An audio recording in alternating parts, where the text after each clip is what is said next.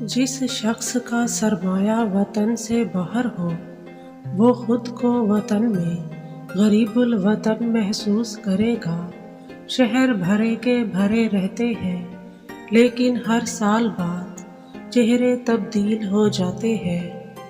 انسان مسرت قدوں میں خوش نظر آتا ہے اور غم قدوں میں تنہا نظر آتا ہے۔ اس کا اپنا گھر دعوتوں میں جگمگاتا ہے اور تنہائیوں میں ٹمٹماتا ہے۔ جو انسان اپنی ہی نگاہ میں معتبر نہ ہو اس پر کون اعتبار کرے گا؟ مقابلہ انسان میں نفرت کا بیج بوتا ہے اور مقابلے کی انتہائی شکل جنگ ہے۔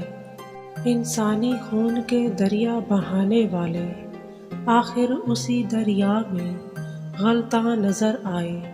صحت بیماری کی زد میں ہے اور بیماری ڈاکٹر کے عذاب میں ہے۔ ہم پر غریبی نازل ہوتی ہے تو اتنی کہ ہم اپنی زندگی سے مایوس ہو جاتے ہیں، اور دولت نازل ہوتی ہے تو اتنی کہ ہم دوسروں کی زندگی سے مایوس ہو جاتے ہیں۔ ہم جو کچھ زبان سے کہتے ہیں دل سے اس کی نفی کرتے ہیں، اور پھر وہی حال یعنی برا حال ہوتا ہے۔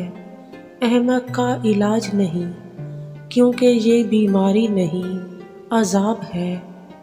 اگر خوف زدہ انسان بے خوف ہو جائے تو خوف زدہ کرنے والے کی طاقت کمزور ہونا شروع ہو جاتی ہے۔